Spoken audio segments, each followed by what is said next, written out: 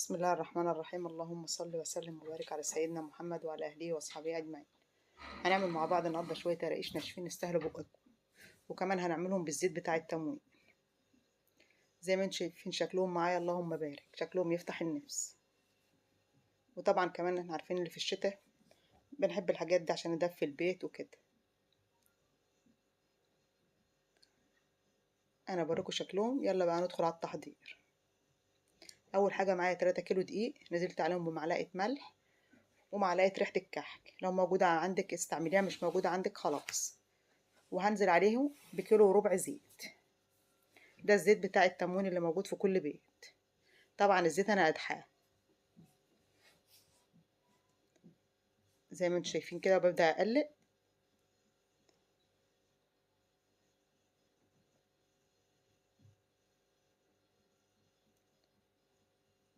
كده خلاص انا قلبت لحد الزيت ما بدأ يبرد، هبدأ بقى ابس العجينه بايديا. طبعا كل ما تبس العجينه كل ما تطلع معاكي ناعم. كده خلاص اتأكدت ان كل دي اتشرب الزيت. دي معايا يا كوبايه ميه دافيه، حطيت فيها قطعه خميره وحطيت فيها معلقه سكر. هبدأ بقى الم العجينه. طبعا احنا بنلم مش بنعجن، لان احنا بنعمل نواعم. اي حاجه ناعمه انت حاولي تلمي فيها، ما تعجنهاش، لو عجنتيها هتعمل معاكي عرق ومش هتطلع معاكي ناعم مهما تحطي لها سمنه. كده انا بنزل بالميه تدريجيا لحد العجينه ما تلم معايا. طبعا الميه اللي انا بستعملها دي ميه دافيه. كده اللهم بارك، العجينه خلاص خلصت معانا. احنا عايزينها عجينه ملمومه. انا هوريكم ازاي تعرفوا العجينه خلاص ما عادش محتاجه منكم ميه ولا محتاجه حاجه. هتمسكي القطعه في ايدك كده وتلفيها كوره.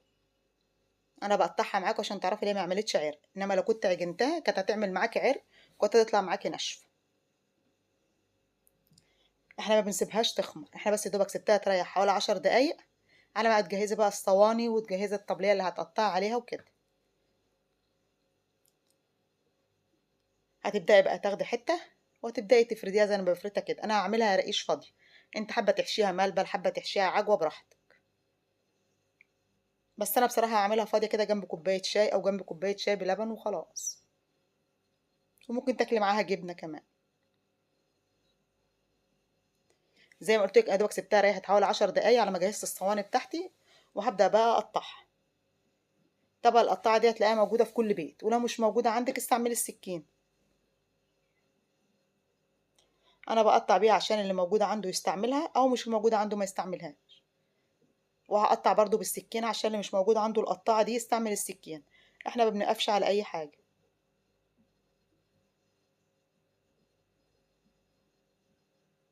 هو ده كل الفرق، اللي هي بالقطاعه بتبقى مشرشره كده من الجنب، انما التانية بتبقى ساده.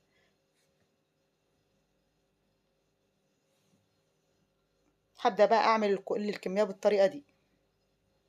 تقطعها مثلثات، تقطعها بوربه زي ما بقطع كده، براحتك خالص. وهبدا برضو اقطع كده بالسكينه، وهقطع معاكم برضو مثلثات بالسكين، تبقى واحده عكس واحده.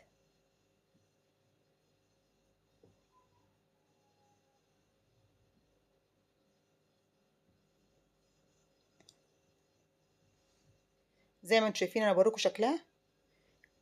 دي اللي اتقطعت بالسكينه عاديه، واللي مش قطعه من غير السكينه برضه تلاقي حاسه ان هي مشرشره، انما في الاكل وفي الطعم ما بتفرقش. كده خلاص انا خلصت كل الكميه، هبدا بقى اخبز اول صينيه انا عملتها. طبعا انت بتشوفيها، لو لقيتها خمرت بتبداي. كده خلاص انا بدات اخبز فيها زي ما انتم شايفين، دوبك تاخد معايا اللون الذهبي من تحت ومن فوق، وفي نار هاديه كده، عايزينها تتلد. ما تحطهاش على نار عاليه، لان انت طبعا قرص دي طبعا قراقيش ناشفه، مش قراقيش طريه. فالقراقيش الناشفه بتخبزيها على نار هاديه عشان تطلع معاكي متلدنه ومقرمشه. زي ما انتم شايفين شكلها كده معايا، اللهم بارك، تستاهل بقكم. وكده خلصنا الكمية بتاعتنا. تحتفظي بقى عندك بقى فيها في علبة، بالليل بين الغدا والعشاء، تتعشي بيها في الفطار الصبح مع كوباية شاي بلبن. وطريقتها في منتهى الجمال وسهل، وما كلفتناش حاجة، هو شوية زيت من بتاع التموين وشوية دقيق هتجيبيهم، وكمان عجنينها مية، وكمان عجنينهم بالمية وطعمهم ما يفرقش عن اللي عندك باللبن. بس احنا حبينا نعملهم اقتصادية عشان طبعا المعيشة غالية، ولو ما عندكيش لبن برضو تقوموا تتصرفوا وتعملوهم. يا رب الطريقة تكون سهلة وبسيطة وتجربوها. ما تنسوش اللايك والاشتراك وتفعيل الجرس.